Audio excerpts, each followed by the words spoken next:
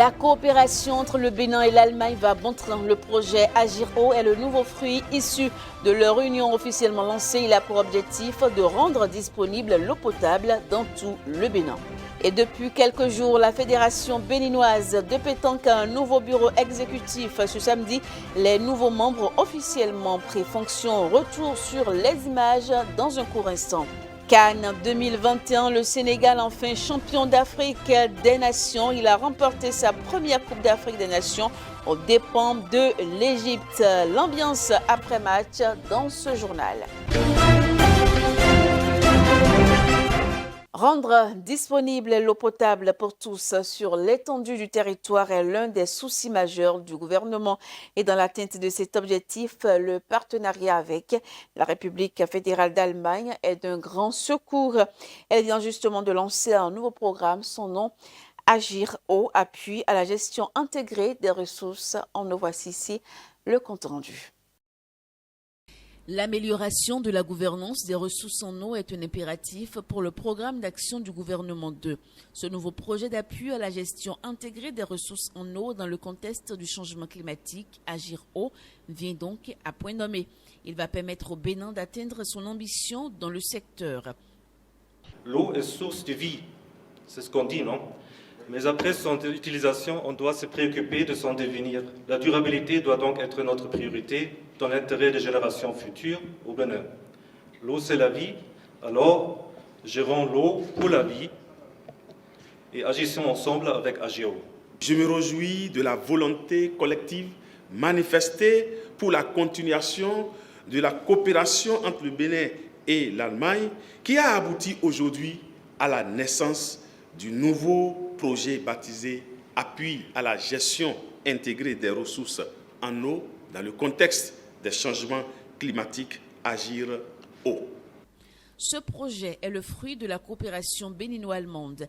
Il s'exécute de janvier 2022 à décembre 2024 et sera mis en œuvre dans les bassins de la Pandjari, le Mono et dans le Grand Nokoué. Agir Eau sera exécuté de janvier 2022 à décembre 2024, avec un coût global de 10 millions d'euros, soit environ 6,5 milliards de francs CFA. Le nouveau projet se concentrera sur la protection de la ressource en eau, car pour pouvoir approvisionner la population en eau potable, pour augmenter la production agricole et même pour équiper les populations avec les installations sanitaires, on a besoin surtout d'une chose, de l'eau. Agir Eau comporte 3 champs d'action dans les conditions cadres en appui à la politique et aux diverses stratégies. L'exposition des 26 trésors royaux restitués par la France s'ouvre le 20 février prochain au Palais de la Marina. Et ce vendredi, le ministre du Tourisme, de la Culture et des Arts s'est déplacé sur les lieux de l'exposition. Jean-Michel Abimbola est allé faire le constat des préparatifs et il en a profité pour lancer un appel aux Béninois. Voici ici plus de précisions. Du Bénin d'hier à aujourd'hui, de la restitution à la révélation, c'est le titre de l'exposition diptyque consacrée aux 26 trésors royaux restitués par la France ainsi qu'à la contemporain béninois. Leur exposition va se faire ici, dans la salle des fêtes du Palais de la Marina. Il nous reste les grands kakémonos dont vous voyez le premier qui est installé à poser, à mettre en place. Et à partir de là, dès lundi prochain, on commence la lumière, l'éclairage de tous les espaces et les vitrines. Et des vitrines. Nous avons ici aujourd'hui de quoi être optimiste parce que c'est fait selon les standards internationaux. Et je voudrais dire qu'à travers cette exposition diptyque, les Béninois et l'Afrique pourront être fiers d'eux-mêmes, pour être fiers du Bénin. Pour le ministre Jean-Michel Abimbola, cette exposition événement est pleine de sens. Une occasion pour lancer un appel à la population béninoise. C'est une occasion justement de nous rendre compte que le Bénin n'est pas seulement un passé glorieux, c'est également un présent et un futur exceptionnel. Et c'est pour cela qu'il était bon de faire écho à l'art contemporain pour montrer que les génies que nous avions il y a 2 siècles, 3 siècles, peut-être plus, peut-être moins, Eh bien, nous sommes dans la continuité de ce génie béninois. Je voudrais demander aux Béninois du nord, du sud, du centre, de l'est et de l'ouest qui peuvent faire le déplacement de venir vivre ce moment exceptionnel, ce moment unique. C'est un moment qui va durer 3 mois. Cette exposition événement s'inscrit dans la dynamique engagée par le Bénin, tant de restitution de son patrimoine que la valorisation de sa création contemporaine. Aussi de doter son territoire de plusieurs musées de rayonnement international, notamment le musée de l'épopée des Amazones et des rois du Dahomey et le musée d'art contemporain de Cotonou. Et dans cette édition, on s'intéresse de la tontine en ligne, qui est une nouvelle méthode pour certaines personnes de sauvegarder leur argent. Modernité oblige. La plupart du temps, elle se fait de nos jours en ligne. Elle présente plusieurs avantages, mais aussi des risques quand elle n'est pas faite chez une personne de confiance. Dans deux tontines, les avantages qu'il y a au niveau de cette tontine, déjà, c'est que ça vous limite les déplacements, vous n'avez pas à vous déplacer. Et si vous connaissez tous ceux qui organisent la tontine, ceux qui participent à la tontine, si vous connaissez tous, c'est qu'il y a plus de sécurité. Moi, je m'arrange toujours pour ne pas être dans des tontines où je ne maîtrise pas ceux qui sont dans la tontine. Je m'arrange toujours pour que ce soit des proches. D'accord, des proches qui soient dans la tontine. L'expérience a montré qu'il y a des tontines pas trop crédibles, surtout des tontines en ligne où vous voyez des gens qui mettent sur leur statut tel type de tontine. Et vous intégrez cette tontine alors que vous ne connaissez ni d'Adam ni d'Ève, le promoteur de la tontine. Vous ne connaissez pas les membres de la tontine, ce sera à vos risques et périls si vous vous engagez dans une tontine pareille. Les difficultés dans la tontine, je dirais qu'il y a difficulté lorsqu'il y a un des membres ou plusieurs des membres qui, par la suite, n'arrivent pas à continuer à honorer leurs engagements. À part ça, il y aura difficulté lorsque la responsable de la tontine il y aura des dysfonctionnements à son niveau. Pour quelqu'un qui veut s'engager dans une tontine, moi je lui demanderais non seulement de connaître, lorsque je dis connaître, c'est qu'il faudrait que cette personne connaisse véritablement le promoteur ou la promotrice de cette tontine. Connaître là où cette personne vit, voir la crédibilité de cette dernière avant de s'engager. Et bien évidemment, si cette personne a la possibilité d'avoir une idée de la crédibilité ou de la capacité financière de ces personnes qui constituent les membres de la tontine, ce serait un avantage pour cette dernière parce que si aujourd'hui j'ai la possibilité de donner et que demain je n'ai plus la possibilité de donner, je pense que ce ne serait pas bien. Donc il faut tenir compte de tous ces facteurs avant de s'engager. Et on parle également de l'infertilité, sujet de société dans ce journal. Un choc pour les couples. L'Organisation mondiale de la santé l'a défini par l'absence de grossesse après plus de 12 mois de rapports sexuels réguliers sans contraception. Les couples peuvent le vivre de manière différente. Comment est-ce qu'il faut gérer ce stress? La réponse avec Bernard Comlan. Il est psychologue et coach de couple. On le suit. Ce que nous remarquons, c'est que la société calque déjà et situe la cause, accuse déjà la femme pour dire que c'est la femme qui n'est pas fertile, qui ne procrée pas. Il arrive même dans des couples où l'homme se décrète déjà sain. Donc, du coup, quand l'homme présente déjà ses caractéristiques, couche bien avec sa femme, on se dit que d'office, le problème provient de la femme. Or, ça peut ne pas être le cas. Nous avons rencontré au cabinet des cas où l'homme fait bien l'amour avec sa femme. L'homme, apparemment, physiquement, il n'y a pas de problème. Mais au niveau des organes, des organes génitaux, c'est-à-dire il peut y avoir de malformations au niveau des spermatozoïdes, toutes ces malformations peuvent amener à ce que l'homme peut ne pas être fertile, peut ne pas procréer comme on le dit. On peut savoir de quel côté vient le problème, mais parfois la recherche du problème rend plus malade que la gestion de l'infertilité dans le couple.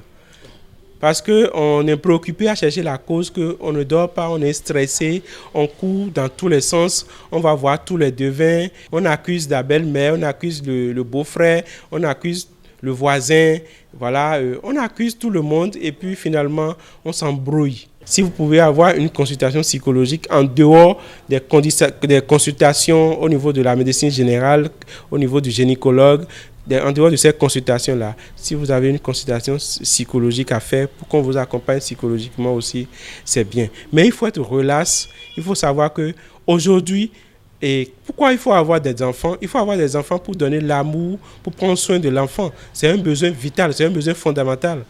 Donc, aujourd'hui, il y a plein d'enfants qu'on peut adopter. Il y a plein d'enfants qu'on peut ne pas adopter. On peut laisser l'enfant dans sa famille. Il y a des familles qui sont misérables, qui n'ont pas les moyens de prendre en charge leurs enfants. On peut de loin appuyer ces enfants-là, prendre soin de ces enfants-là. Ça répond à un besoin psychologique fondamental au niveau de l'homme ou de la femme. Dans cette atmosphère relaxe, fait que l'enfant vient au moment où ils ne s'entendent même pas. C'est pour dire que quand on est stressé, tout s'embrouille, on bloque tout. Parce que je vais vous dire quelque chose, c'est une loi psychologique, c'est une loi métaphysique aussi. Quand vous n'acceptez pas votre présent, vous n'aurez pas un futur meilleur. Il faut accepter ce que vous avez. Il faut accepter le mari, la femme que l'homme vous a donnée. Il faut accepter la famille, la belle famille que Dieu vous a donnée, parce que ce n'est pas par hasard que vous êtes là. Quand vous acceptez tout ça, là, vous êtes plus disposé à accueillir les grâces de Dieu pour pouvoir maintenant finalement avoir ce que vous voulez, qui est l'enfant, qui est le fruit de votre union. Parlons sport à présent. Depuis quelques jours, la Fédération béninoise de pétanque a un nouveau bureau exécutif. Et bien, ce week-end, les nouveaux membres ont officiellement pris fonction. Ils ont été installés dans leurs prérogatives par le président de la Confédération africaine des sports boules. Et bien, c'était au siège de l'organisation. Voici ici les images. Chers membres du comité exécutif de la Fédération béninoise de pétanque, je suis persuadé que vous vous élèverez à la hauteur de la tâche. Ils sont désormais en mission pour les 4 prochaines années au service du développement du sport boule au Bénin. Le comité exécutif de la Fédération béninoise de pétanque, dirigé désormais par Garba Yaya, a reçu l'onction et la bénédiction de la Confédération africaine des sports boules et du Comité national olympique et sportif béninois par la voix de leurs présidents respectifs. Pour marquer d'une pierre blanche son mandat, placé sous le signe de l'organisation historique par le Bénin des championnats du monde de 2022. Vous venez de prendre les rênes de la Fédération béninoise de pétanque à un moment crucial où tous les regards du monde entier sont tournés vers la République du Bénin. Il faut que vous sachiez que c'est l'occasion qui vous est offerte pour marquer en lettres d'or vos noms respectifs, vos images respectives dans l'histoire du sport béninois. Fruit de l'innovation et du consensus, le nouveau comité exécutif, fort de la présence de 2 femmes dans ses rangs, une première, entend se mettre à la hauteur des enjeux et des attentes exprimées. C'est à l'ancienne corde qu'on tisse la nouvelle. Nous avons travaillé à vos côtés. Nous avons vu comment vous avez conduit la fédération avant de venir à la confédération. Et croyez-moi, c'est une tricherie positive que nous voulons faire pour le travail que vous avez abattu et qui a permis à la pétanque d'atteindre ce niveau au niveau du continent africain. Et pour y parvenir, à commencer par la grosse échéance des championnats du monde Bénin 2022 à la fin de l'année. L'objectivité, la confiance en soi, la passion sont entre autres les atouts à développer, conseille le président de la Confédération africaine des sports boules.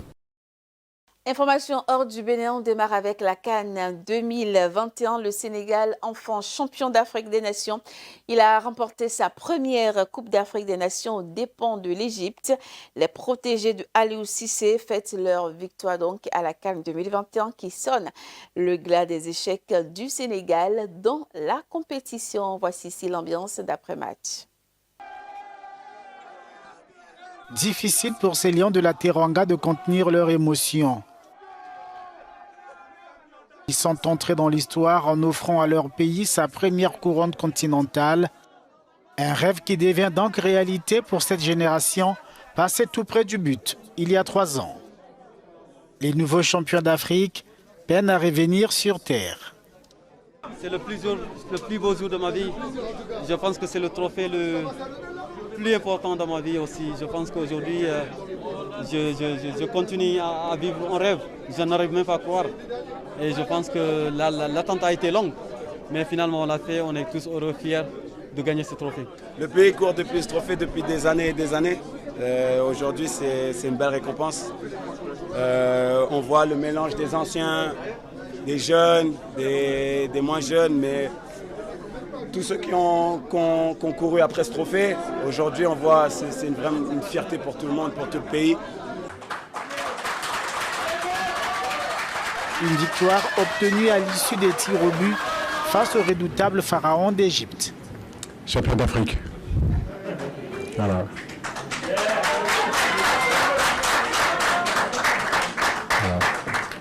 Ce fut long, ce fut difficile, par moments compliqué, mais on n'a jamais abandonné. Ce fut un match difficile aussi. On a eu notre temps fort tout au début de cette rencontre-là. On a eu ce penalty qu'on a loupé, mais on a eu d'autres opportunités aussi. Malheureusement, on n'a pas su les concrétiser. Après, le match s'est équilibré en deuxième période, mais les garçons n'ont jamais abandonné. Les Lions sont attendus à Dakar ce lundi, décrété jour férié, chômé et payé par le président sénégalais. L'actualité, c'est aussi le Madagascar. Au moins 6 décès après le passage du cyclone Batsirai. Des vents violents ont décoiffé les maisons de cette ville côtière. Et pourtant, les habitants s'étaient préparés à faire face au cyclone, mais leurs efforts se sont avérés insuffisants devant la violence des rafales de vent, jusqu'à 230 km/h. Dans le district de Mananjari, situé sur la côte est de Madagascar, voici ce qui reste de cette cité après le passage du cyclone tropical Batsirai. Des vents violents ont décoiffé les maisons de cette ville côtière et pourtant les habitants s'étaient préparés à faire face au cyclone. Mais leurs efforts se sont avérés insuffisants devant la violence des rafales de vent. Ici, près de 95% de la ville a été détruite, pour ne pas dire 100%. Comme on peut le voir maintenant, la route est coupée, la mer est montée et nous implorons l'État de venir nous aider le plus vite possible. Nous sommes en grande difficulté. Les habitants de Mananjari ont besoin d'aide. Pas d'aide temporaire comme de la nourriture que nous pouvons dépenser en une journée. Mais nous avons besoin de choses que nous pouvons utiliser à long terme. Un abri, des tôles pour nos maisons. Beaucoup de maisons se sont effondrées. On ne peut pas dire combien de personnes sont touchées car nous sommes tous touchés. Mananjari est complètement détruit. Peu importe où vous allez, tout est détruit.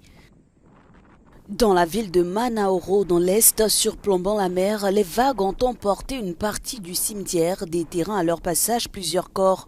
Au moins 6 personnes auraient perdu la vie dans les inondations et près de 50 000 personnes ont été forcées de quitter leur foyer.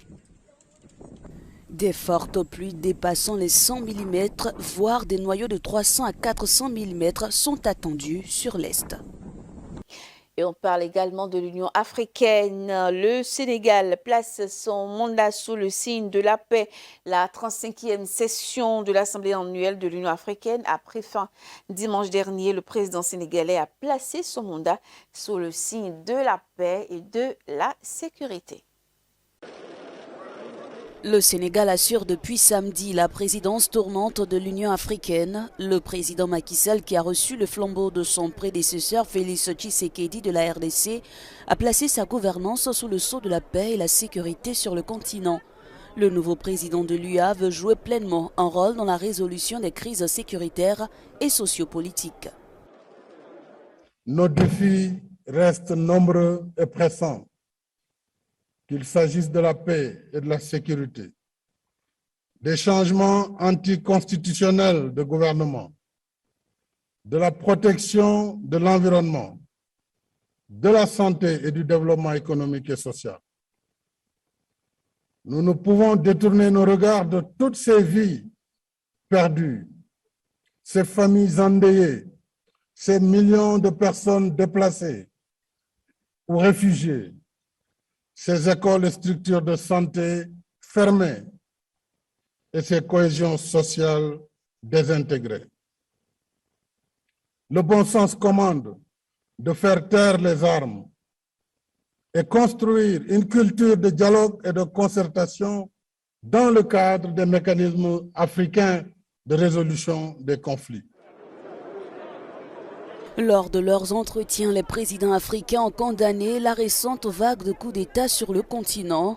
Lui a en revanche choisi de ne pas afficher sa position sur le sujet de l'accréditation d'Israël, critiquée par le Premier ministre palestinien. Et nous poursuivons cette édition avec le Canada. Le maire d'Ottawa a déclaré l'état d'urgence dimanche dernier. Et depuis une semaine, des chauffeurs de poids lourds paralysent la capitale fédérale. Ils dénoncent les mesures sanitaires liées au Covid-19. Au Canada, le maire d'Ottawa a déclaré l'état d'urgence ce dimanche, décision prise face à la paralysie de la capitale fédérale. Depuis une semaine, des chauffeurs de poids lourds bloquent la ville pour dénoncer les mesures sanitaires. Baptisé Convoi de la liberté, ce mouvement de protestation s'est étendu à d'autres grandes villes canadiennes. À Ottawa, la police a procédé à plusieurs arrestations en vertu de cette situation d'état d'urgence. Mesdames et messieurs, ce sera donc tout pour cette édition. Merci à vous de l'avoir suivi. Merci de nous rester fidèles pour la suite de nos programmes.